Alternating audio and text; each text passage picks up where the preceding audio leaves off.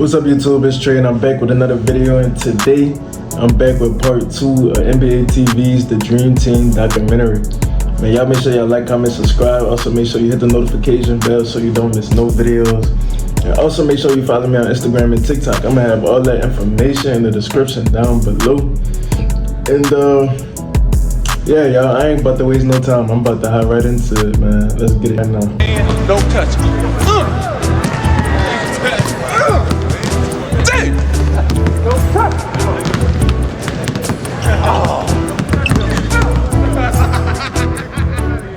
You know, he just come off missing a whole year. So it was who can win, who's gonna have the bragging rights by the end of this trip. You can't get too close to Michael, it's a foul. I ain't gonna lie, y'all. I had to run this part back because I didn't know that Magic Johnson missed a whole year like previous to this. You know what I'm saying? Like I thought this was just like his final year before like he completely stopped playing basketball, which is, but yeah, like I said, I didn't know he already took time off like previous to this. You haven't committed a foul in almost a year and a half, man. How can you talk? Michael's always tried to let people know that he's the top dog in whatever. That's just his competitive mode. I'm the young guy with the elder statesman.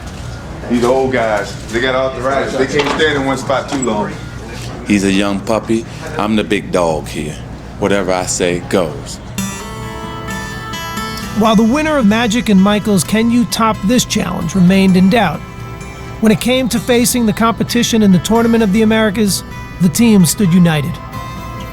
When we took the court in Portland, which, you know, we're on home ground, we wanted to showcase to the fans who will be representing them. The lead is 30. Steal. Jordan. I ain't gonna lie, y'all, man. I know that's just a crazy ass team that was like assembled. You know what I'm saying? Like, I don't think you could top that. Like, one team I do like is the you know, y'all know they got the Dream Team, then they got the Redeem Team with like Chris Paul, LeBron, Kobe, and people always like try to put them two against each other to see like who will win. And if you would have asked me a couple weeks ago, I would have said the Redeem Team. But man, now I think that should have be like what and what. I think that should have come down to the line, in my opinion. In some of y'all's opinion, that should probably, the Dream Team would probably win by a long shot, but I don't know, man. Cause like I said, based off these last couple of weeks, like my whole outlook on this NBA era is completely different.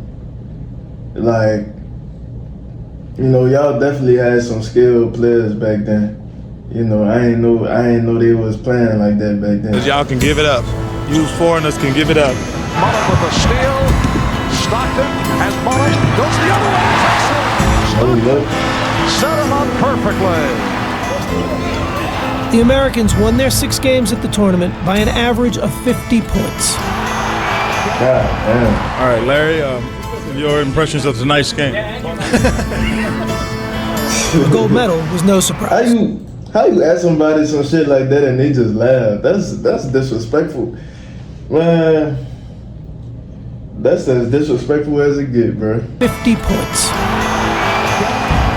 All right, Larry, your impressions of tonight's game. That's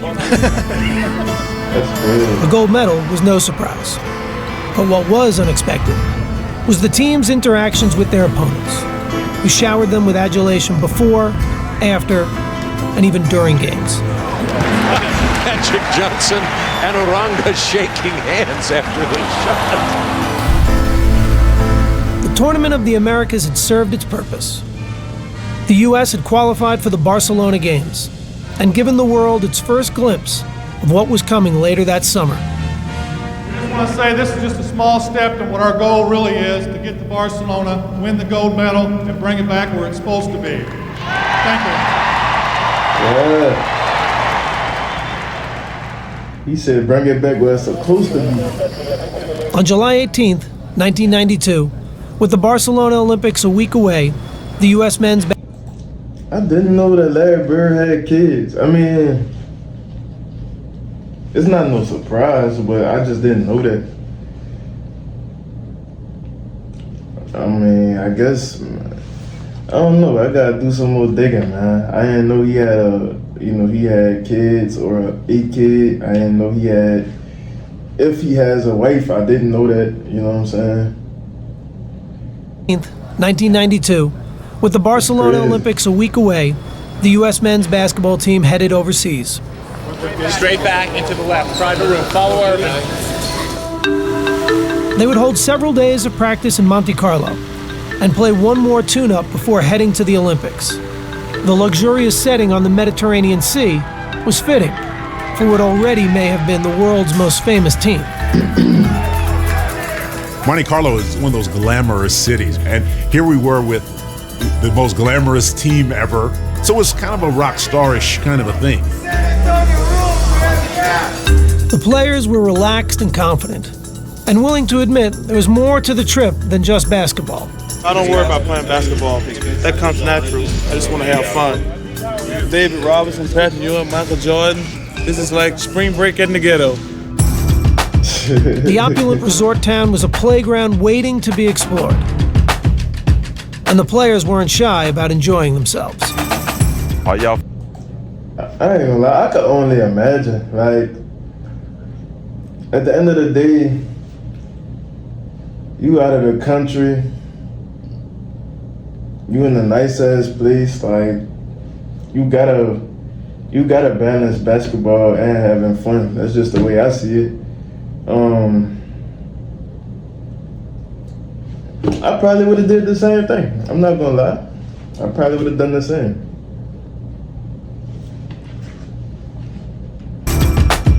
The opulent resort town was a playground waiting to be explored. And the players weren't shy about enjoying themselves.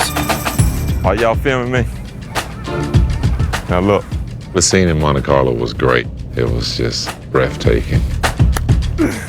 I was down on the beach, just kind of trying to enjoy some of the scenery. Look at this. It's paradise. I think every team in the NBA should train here, actually. They need to get a team here. Every day we got back to practice, we made a beeline to the swimming pool because all those girls were laying out topless. I'm going to be in that pool so much the next 2 days. He said the women was at the pool topless? Yeah.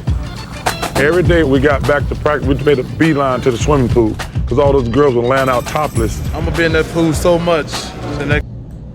Man, they set them dudes up, man. They was trying to get them off their game. Going to the pool like the women are at the pool topless. They trying to distract these dudes. That's what they was trying to do. Cause ain't no way, like, that's crazy, man. To the swimming pool because all those girls were laying out topless. I'm gonna be in that pool so much the next 2 days. I don't think I'm on the swimming team in Barcelona. We're all out there with our significant others, and all these women walking around topless coming, can I have an autograph? So I signed it, and Michael pops me and tells me, see, usually you tell everybody no, but because this lady coming over topless, you gonna sign her autograph. My wife looking at me like. The best part about it was Patrick Ewing buying the beer at the pool. You know, $7 a beer, I never heard of that. Of course, Patrick didn't drink, he didn't know how much beer was. One thing you don't want to do is drink beer with Larry Bird. And Larry Bird drinks Budweiser, which Budweiser is the strongest beer in the world. And my head hurt for like 2 days. They were used to being opponents, but Monte Carlo was proving to be the perfect place to find common ground. I got the coach, that means we get to go first. Michael Jordan enjoys his golf, as did Chuck Daly. I got the coach with me, man. I got carte blanche, you know what I mean? Michael and Chuck played almost every single day, if not every day. Come off the hill. That may be green, Chuck. Chuck with playing his practice schedule around our golf time. That to me was ideal. Play a little bit of basketball, play a little golf, and you're in Monte Carlo. Yeah, it sounds like a basketball. The relationship that a head coach has with his main guy is incredibly important. Chuck's ability to get Michael is amazing because think of how bitter enemies they had to be. Chuck devised the defense that drove Jordan out of his mind. And yet, here they are playing golf together. That is crazy. Like him being the coach of the Detroit Pistons, the bad boy Detroit Pistons, and kind of like what he just said, like all the history that Jordan had with them being able to get close like this is crazy.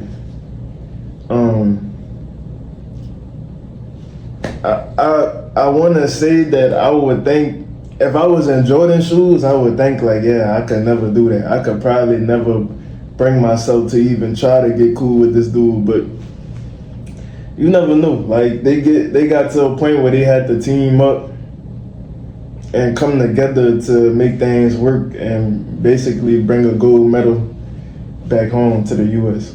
So sometimes that's all it takes, man. Sometimes that's all it takes is just a common goal, sharing a goal with somebody. That's all it takes to really like bring y'all together. So that's crazy though. That's crazy though. Jordan could really have unbelievably bad feelings towards Chuck. Chuck understood that, and he embraced them. Chuck, yeah. How many I gotta give you today? How many I gotta give you? Well, you shoot 72. I watched that. That was a bonding thing for me and Chuck. Always been a thing that I treasure just as much as being a part of the team. For Jordan, golf was only one part of the whirlwind schedule, which his teammates were discovering was just the way he liked it. What are you doing today, Drive? What you gonna do? You wanna sleep? I remember thinking that, does this guy ever sleep? Golf, 36 holes. I'm playing it tomorrow too. He would do more things and be ready to practice and play as much as anybody. Michael Jordan. The thing that I remember the most was going out and playing golf with Michael Jordan before a game. And I thought, and I'm gonna be exhausted tonight. And Michael. I gotta watch some of these games, y'all. I'm gonna run it back because I know he was talking. I know y'all hate when I pause while they talking, but I'm gonna react to some of these USA basketball games, like these Dream Team games. Just the highlights. I'm not gonna react to the whole game, but yeah, because I gotta see some of this shit. Like, because some of these highlights in this documentary, they look crazy, bro. Game. And I thought, and I'm gonna be exhausted tonight. And Michael just had ridiculous energy and was phenomenal. Look at this shit. I felt like I was running in quicksand a little bit. And so, it gave me a whole nother level of respect for kind of the freak of nature that he really is. Grab that plate of food, Jim. We played cards in Magic Room till 5 o'clock in the morning pretty much every night. It was so much fun. Right, homie? Yeah, I'm tired. He's like a bionic guy, or he'd play cards, play golf, play basketball. Jordan going all the way. I don't know when he ever slept. Finally, after a ball game, he was just lying down. And I looked at him, I said, I think that's the first time he's gone to sleep on the whole trip.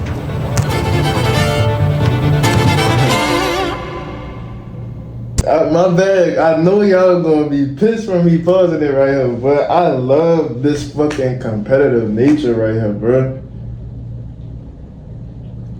Yeah, like we having fun. It's all cool. We joking around. We in Monte Carlo. We on the beach together playing cards every night till 5 in the morning. Okay, cool. But once we step on this fucking basketball court, you my fucking enemy. I love that shit. Like, I love that shit. That's the fucking competitive nature that the game need now. Like, that the NBA needs now. In my head, I'm thinking the whole time too, like, where the fuck Larry Bird at while all this going on? That's funny. Kind of a turning point. Walls started to come down from, when you're playing against each other, you have these rivalries. These are my teammates now. They're guys that, that I'm looking towards for support. It seemed like we became more friends than anything else. That's what's up, bro. The players were off to Barcelona, headed to the Olympics. I fuck with that, yo. Unmistakably, as a team.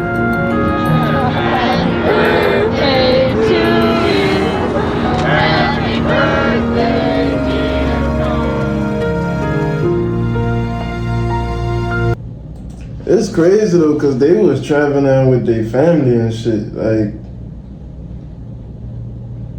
they had their wives and kids, and that's. I fuck with that, man. I know. Like I seen, like I said, I didn't even know Larry Bird had a kid. I seen Jordan with his kid. You got Patrick Ewing with his kid, like. And look like his wife. That's cool to see, bro.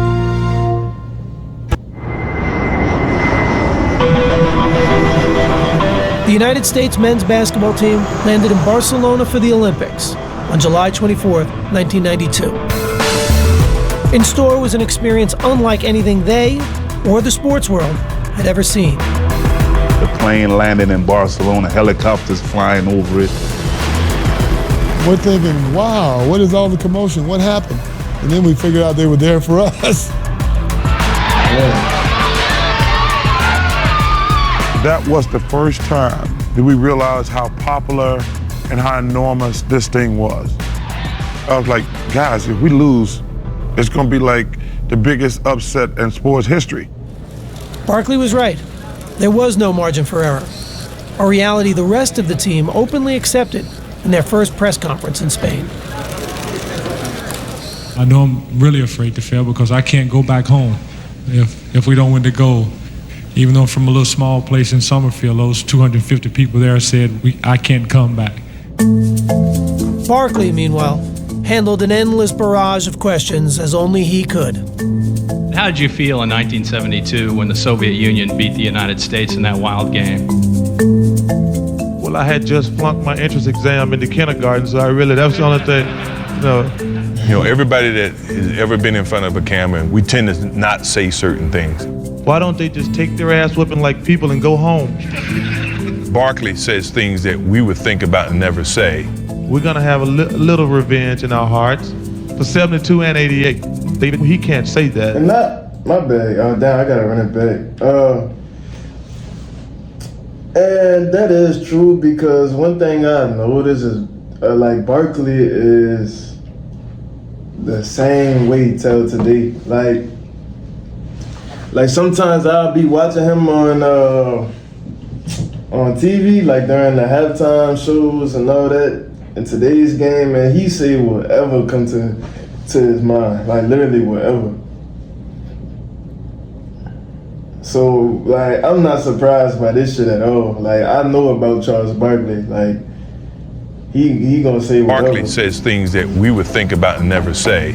We're gonna have a little revenge in our hearts for 72 and 88. David, he can't say that because he's a Christian, but He said, man, you don't talk honestly enough to the media. You need to tell them what you're really thinking. I said, Charles, you talk too much to the media. You need to stop telling them everything you're thinking. And when Charles was asked about the team's first opponent, his prediction was as honest as ever. I don't know anything about Angola, but Angola's in trouble, I think. Just moments ago, the Dream Team boarded the bus outside their hotel along the Ramblas. They're heading for their first matchup in Barcelona with the Angolans. I can remember the first game, the real game, when we came out of the locker room and stepped on the court. And I finally said to myself, I can't believe this, I'm here.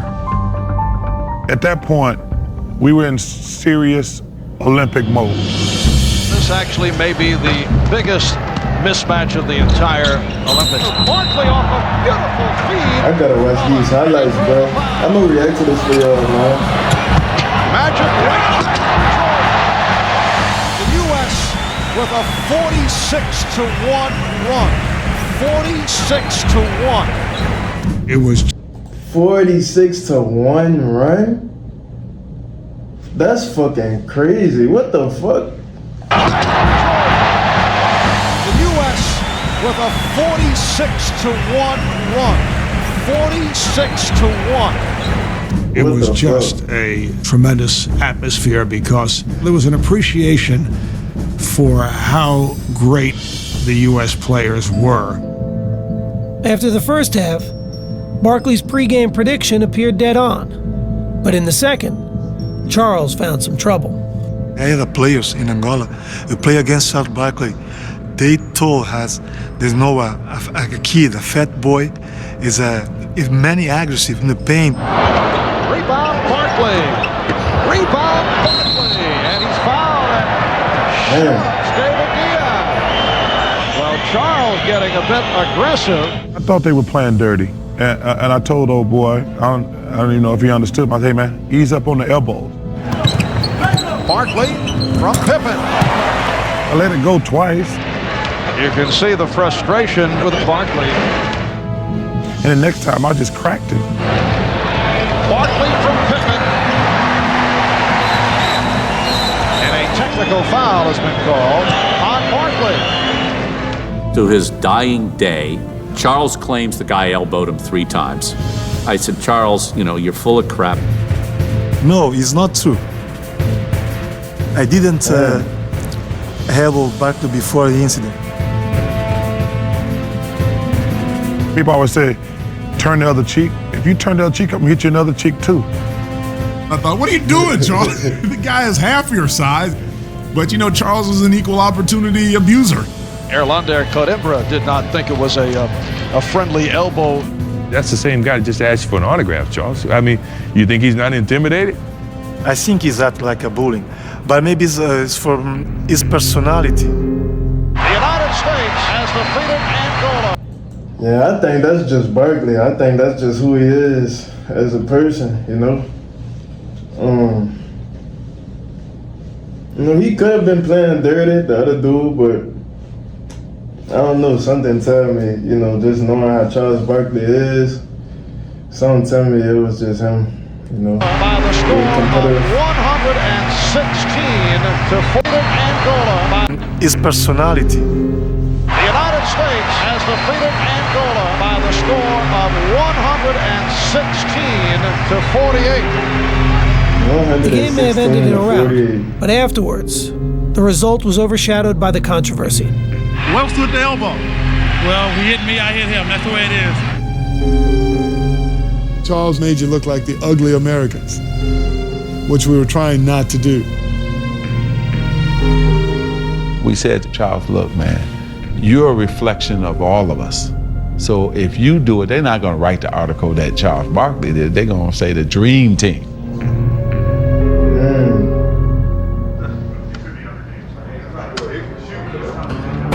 Barkley had stained a dream debut for the Americans. But in their next game against Croatia, Scottie Pippen and Michael Jordan grabbed the spotlight, with the focus on their matchup with one of Europe's best players, Toni Kukoc. Major storyline that carries into this game involves Toni Kukoc, second-round pick of the Chicago Bulls back in 1989. The Bulls made a strong push to sign him last season. At that time, general managers in the league were trying to come up with gems, you know, make their discoveries overseas. And Krause thought this guy could play in the NBA. While Jordan and Pippen had been winning back-to-back titles, Chicago GM Jerry Krause had been publicly wooing Kukoc. We're not playing against Toni Kukoc.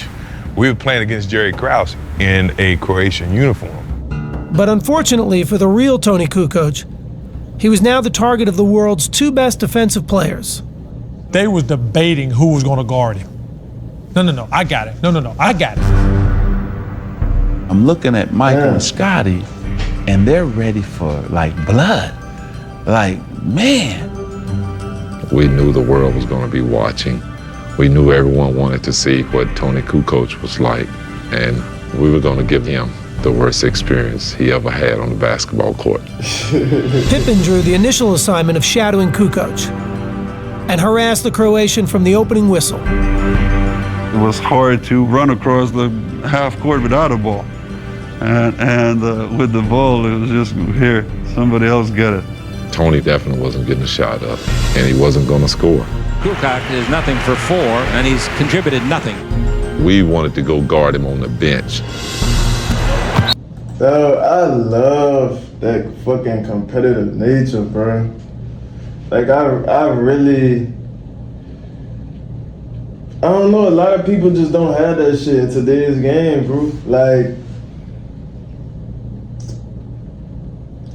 I feel like the last person that really had this type of, like, competitiveness, I'll say is Kobe. Like, yeah, he said, man, we not even gonna let him score. We wanted to guard him on the bench. We wanted to guard him while he was sitting on the bench. That's crazy, bro. Kukoc is called for the offensive foul, and the pressure continues. And after Pippen wore Kukoc down, it was Jordan's turn. Kukoc, stolen by Jordan. He reads it better than anyone. Slammed up. Them dudes were all over him. Rejecting Kukoc. Here's a 3-on-2. Pippen. I had a question for my highlights, teammates during the game. Like, what is going on? Do you not see that they're really trying to get you off the court? And I'm like, so what? I guess that's how NBA game is played. Pippen, Jordan, and the Americans cruised to another victory. This one by 38 points. But the domination had its detractors. This team of All-Stars is almost too good. Is it a positive or a negative? The question was now being asked, was the Dream Team too great for its own good? This team of All-Stars is almost too good. Some think that we should go back to the collegians. It's been too easy. I think then we ought to ban the African runners from the 10,000 meters because they make it look so easy as well. This is about our best, and this is wonderful for the sport of basketball. Irvin, there's been some comments that the Dream Team is getting all the attention, and there seems to be some resentment about it. Have you heard about it, and do you have any feelings about it? Basically, we haven't heard about it. We're just here to do our job. The media may have been looking for signs of a backlash, but in Barcelona and in the world beyond, the embrace of the Dream Team was universal. You're gonna stand out and root against Picasso? I mean, seriously. They rooted for genius at work. I kept thinking that the attention would dissipate. They're going to play the first game. They're going to win by 60. People are going to go back and watch track. Jordan in transition with a slam to give Team USA a 60-point lead. It didn't. It kept building and building and building. The U.S. with another. So people were basically saying like they was too good to be in the Olympics.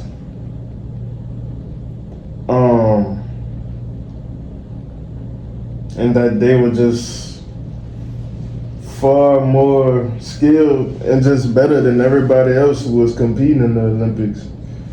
But I mean,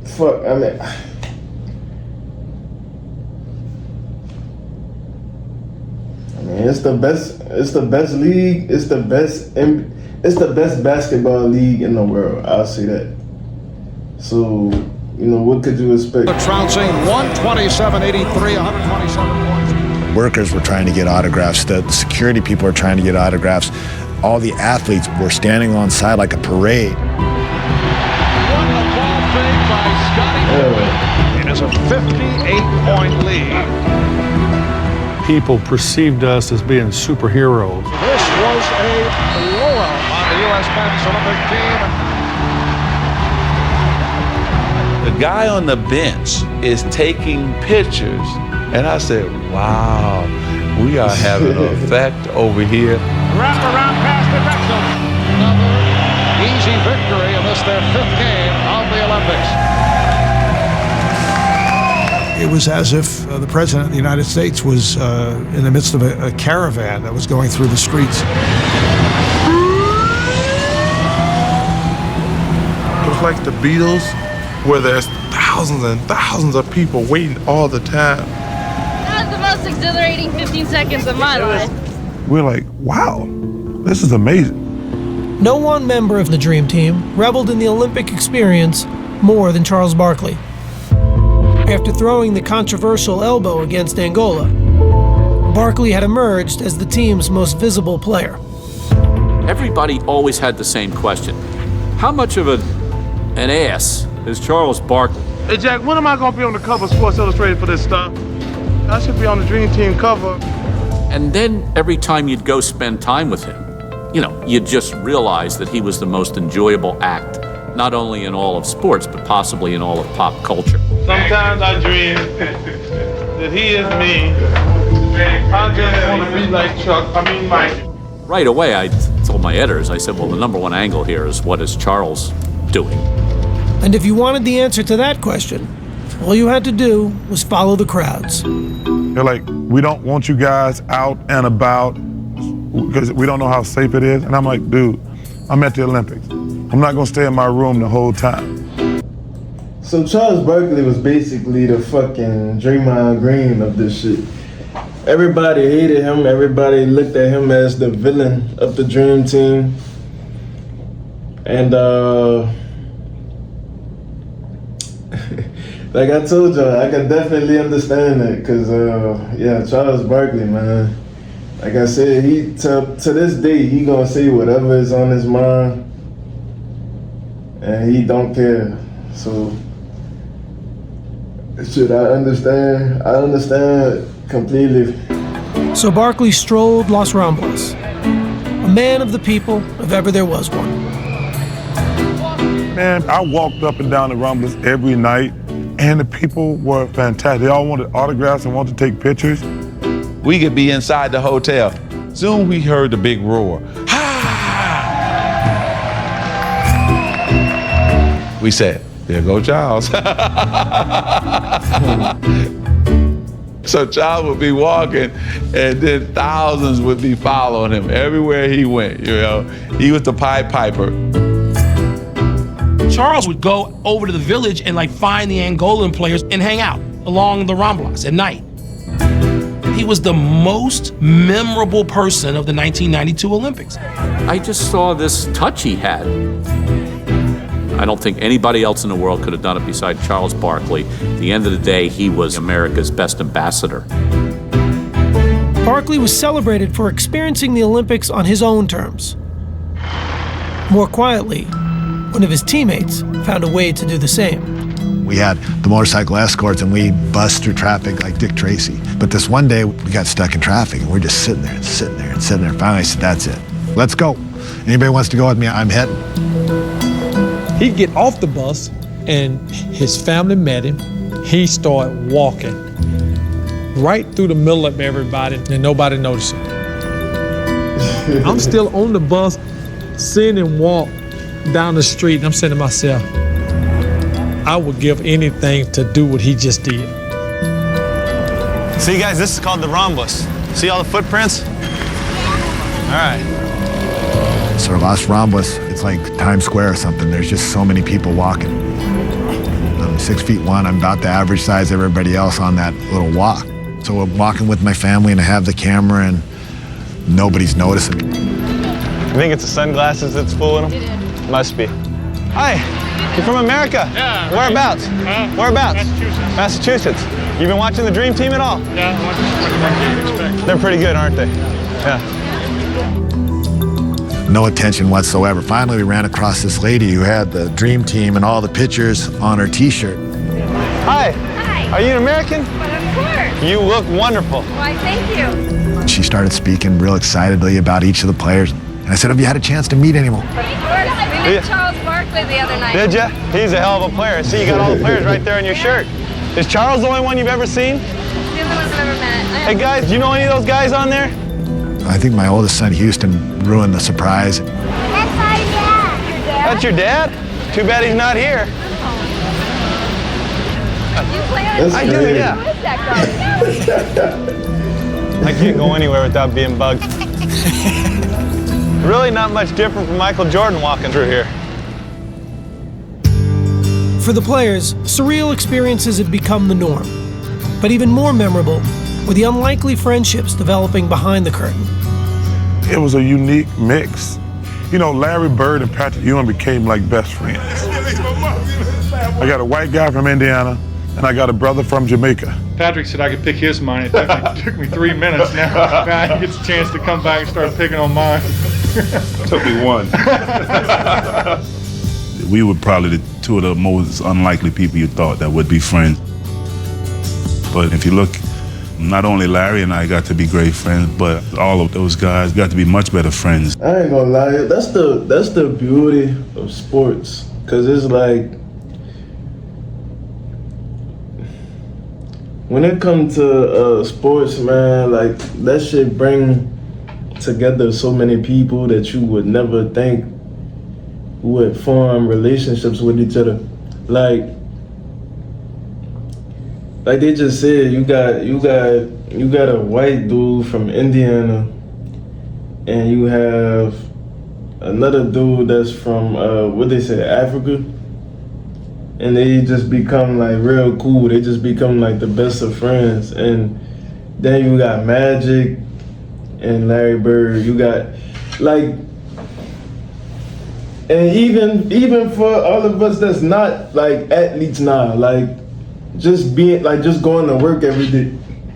One of the main ways that most men kind of just like get along and start conversation and small talk is with sports. You know what I'm saying? So it's crazy like how sports could just bring so many people together. And to me, I feel like it's a beautiful thing. We all enjoyed each other. We all enjoyed the ride. And we got a sense of each other as men. Then when we got to the court, it made it even better. The Dream Team's chemistry turned out to be the hallmark of their success, as the players closed in on what they came for. Barkley now over the side leading cheers. Their big margins of victory may have been a testament to their dominance, but numbers couldn't capture what made watching them so unforgettable. Guys played the best basketball you've ever seen in your life. It was literally like great poetry or great art. At times you feel you're watching a performance, a concert, rather than a basketball competition. This was fun. This was like, it's how basketball's supposed to be. And at the center of the fun was the team's biggest star, who had come to Barcelona at the peak of his powers and shown how much his popularity had exploded. I will say this one thing about Michael Jordan. I've been around other celebrities in my life. I've never seen people react like they do to him. People go crazy when they see him.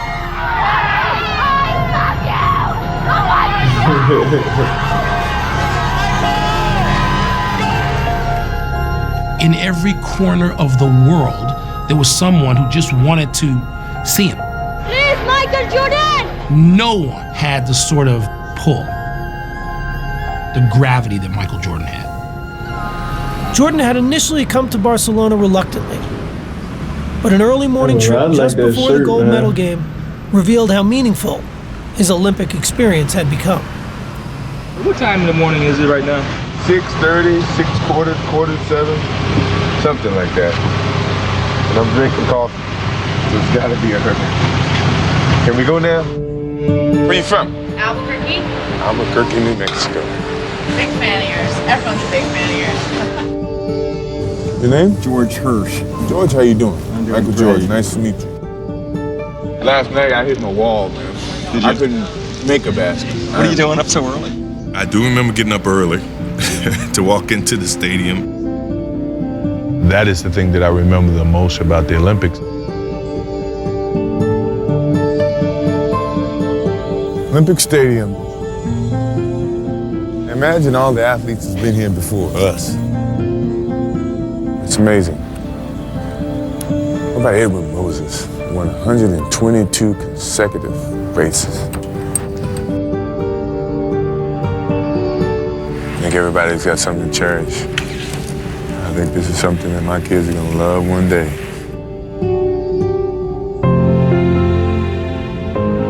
The Dream Team squared off against Croatia again in the gold medal game, offering the world one more lasting impression of their supremacy. Barkley with the lead for Monte. I think the most amazing thing to see is how all these dudes, they are the star player of their team. They the go-to player for their teams, but to see how well they were able to work together to accomplish a common goal, and that's on and off the court. Like that, I feel like that's the most impressive thing to me. You know what I'm saying? Like, even with like on the basketball court, for example, like it seemed like as I watched these highlights and shit, it seemed like they were always making the extra pass, always willing to share the ball and get everybody involved. And then off the court, watching how everybody became close, everybody became friends, everybody formed relationships. I feel like that's probably the most impressive thing to me. You know? Team USA came to send a message tonight. We wanted to win and we wanted to dominate, but how we did it, sharing the ball, including everybody. We did it as a true team. The U.S. has defeated Croatia 117-85, and they have won the gold here in Barcelona.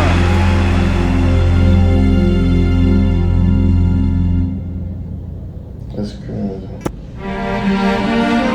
Campeón olímpico y medalla de oro, el equipo de los Estados Unidos de América. There was never really any doubt the Dream Team would win gold in 1992. But as they walked back onto the court to get their medals, the moment still overwhelmed them. You saw a lot of tears from players. It was a very proud moment for me because anytime you represent your country, you know, that's a prideful thing.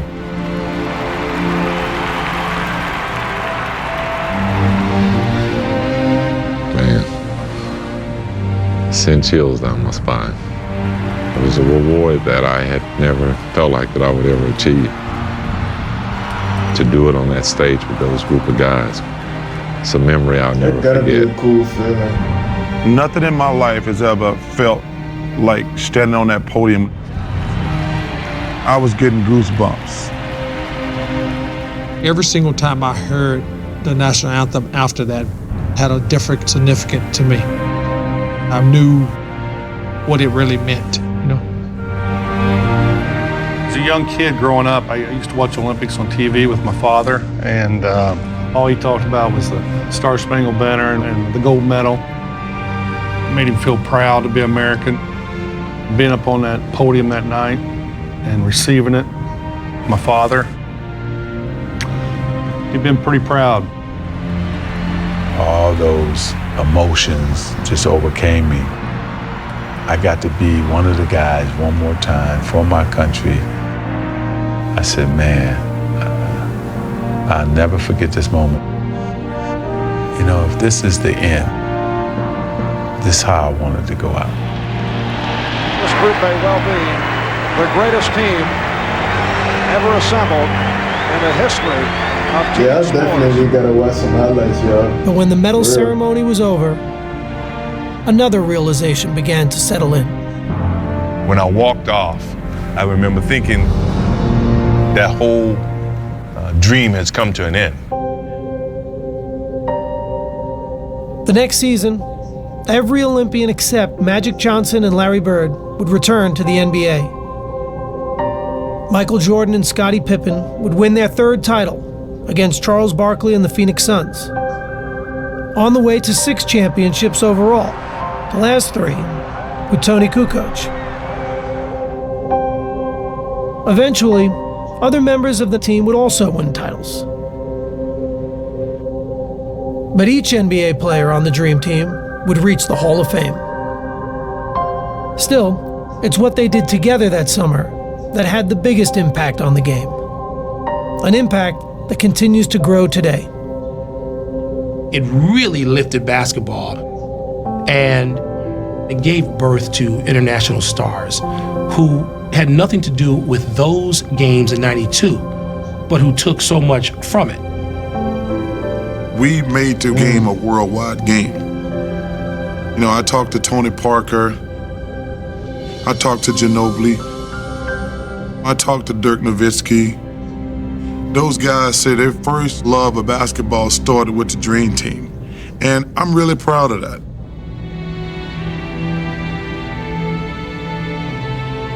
The world can change a lot in 20 years. But there are moments in time you never forget. No matter how long it's been. No matter how much else has changed in your life since. 20 years later, they've all kept ties to the game in one way or another. And they all talk about the summer of '92 as if it happened just yesterday.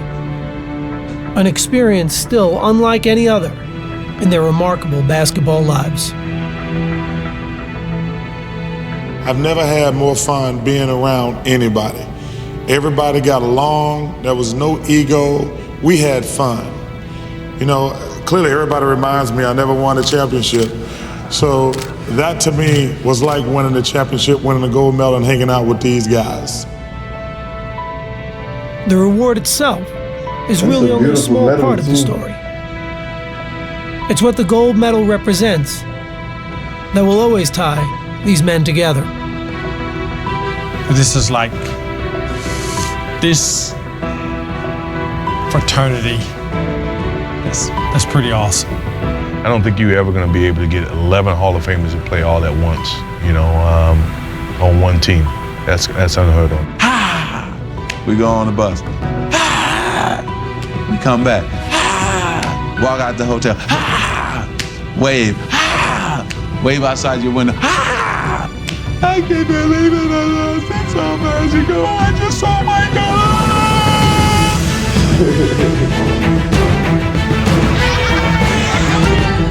It changed sport as we know it. They showed the world how to play basketball. What other team can say that? I don't think we'll ever see anything like it again. It's an insult to compare anybody else to that team. Take a good look. Perhaps we'll never see a team this great again.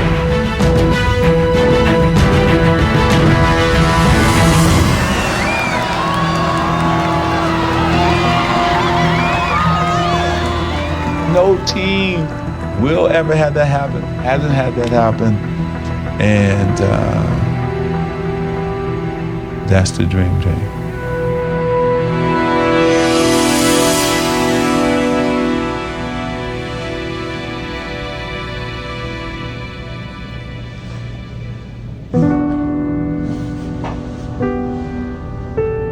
Damn, he passed away. I didn't even know that.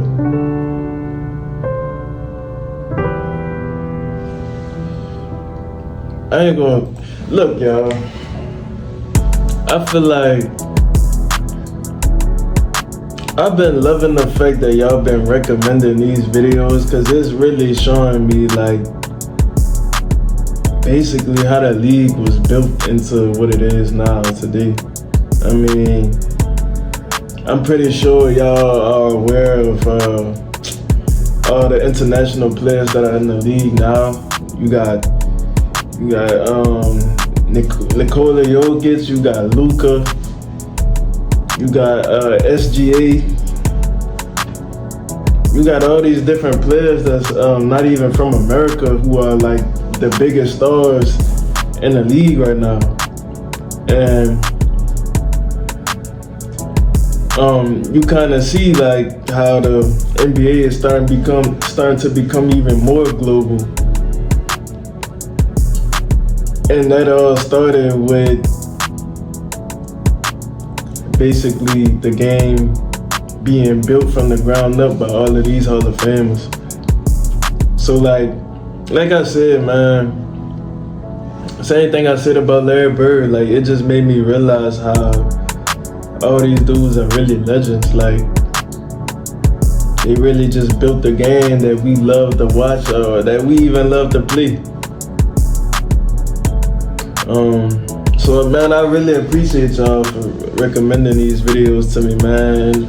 I need y'all to keep recommending these videos to me, just so I could just keep learning about, you know, the game and the history of the game. But man, if y'all stay this long into the video, man, y'all make sure y'all like, comment, subscribe. Also make sure you hit the notification bell so you don't miss no videos. And also make sure you follow me on Instagram and TikTok. I'm gonna have all that information in the description down below. And shit, yeah, with that being said, man, I'll see you on the next video.